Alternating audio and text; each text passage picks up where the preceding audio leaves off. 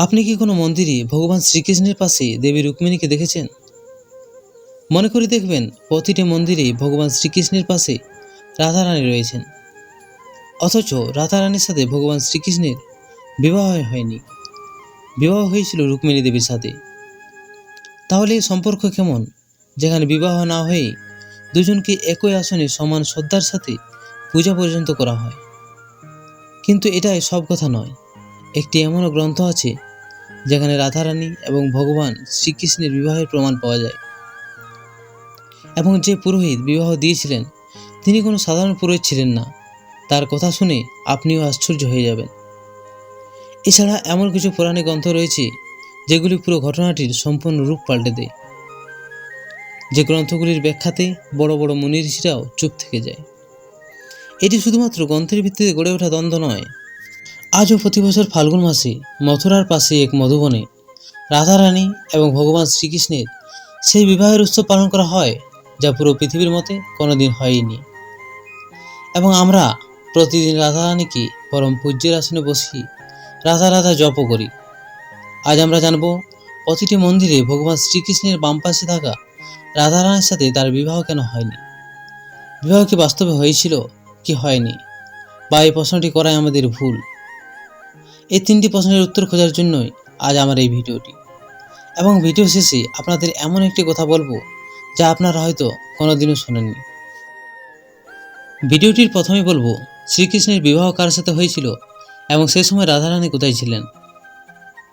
ভগবান শ্রীকৃষ্ণের বিবাহ হয়েছিল রুক্মিণী দেবীর সাথে, এবং পৌরাণিক কথা অনুযায়ী ভগবান শ্রীকৃষ্ণের শতাধিক পাটরানী ছিল, এবং তাদের মধ্যে মুখ্য ছিলেন 8 জন, এবং এই 8 জন রানীর মধ্যেও রাধারানী ছিলেন না।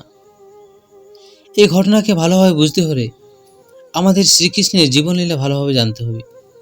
শ্রীকৃষ্ণের প্রথম জীবন গোকুল ও বৃন্দাবনের অলিতে গলিতে, যমুনার তীরে, গায়ে দুধ মাখন বাঁশুরি ও গোপীদের সাথে কাটে, এবং সে সময় রাধারানীর সাথে তার প্রেমের সূত্রপাত ঘটে। এবং কথিত আছে যে মাত্র 11 বছর বয়সে তিনি মামা কংসের প্রস্তাবে মথুরায় চলে যান, এবং তারপর সময় তাকে আর বৃন্দাবনে ফিরে আসার সময় দেয়নি। প্রথমে কংসবধ, তারপর জরাসন্ধের আক্রমণ, এবং পুরো পরিবার সমেত দ্বারকায় চলে যাওয়া, তারপর বিবাহ, রাজপাট, মহাভারত। বর্তমান সময়ের সাথে যদি তুলনা করা হয়, এখন যে বয়সে একজন শিশু ক্লাস 6-এ পড়ে, সে বয়সে শ্রীকৃষ্ণ বৃন্দাবন ত্যাগ করেছিলেন। আবার যদি ভক্তদেরকে জিজ্ঞেস করা হয় যে রাধারানীর সাথে শ্রীকৃষ্ণের বিবাহ কেন হয়নি, তাহলে তাদের কাছ থেকে নানান ধরনের উত্তর পাওয়া যায়। যেমন কেউ বলবে রাধারানী বয়সে বড় ছিলেন, কেউ বলবে তার বিবাহ আয়ন নামক গোয়ালের সাথে আগে হয়ে গিয়েছিল, কেউ অভিশাপের কথা বলে, কেউ আবার বলে তাদের সম্পর্ক প্রেম বিবাহের অনেক উপরে ছিল। ভক্তদের মুখে প্রতিটি যুক্তি শ্রদ্ধার সাথে নেওয়া হয়, কিন্তু এর থেকে বড় কথা হলো পৌরাণিক গ্রন্থে রাধারানী এবং শ্রীকৃষ্ণের বিবাহ সম্পর্কে কি বলা হয়েছে তা সবচেয়ে গুরুত্বপূর্ণ।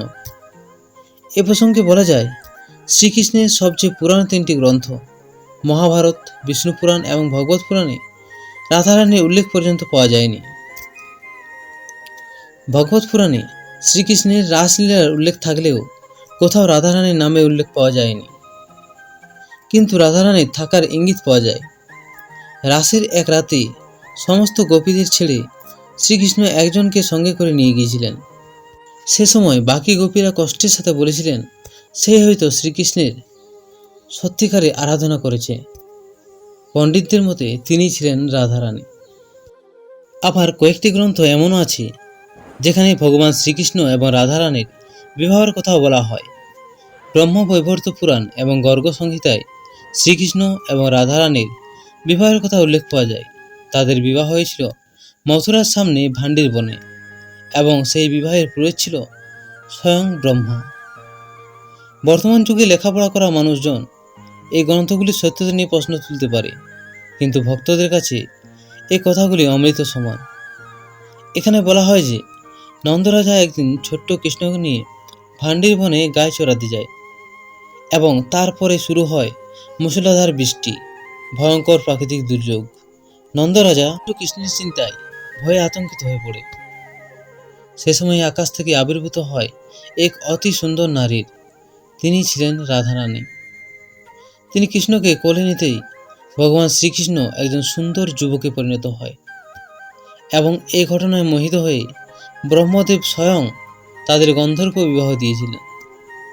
এবং এই ঘটনার পরিপ্রেক্ষিতে এখনও প্রতি বছর ফাল্গুন মাসে এই বনে রাধাকৃষ্ণের বিবাহের উৎসব পালন করা হয় এবং রাধাকৃষ্ণের সিঁদুরদানের সময়ে মূর্তিকে পূজাও করা হয়।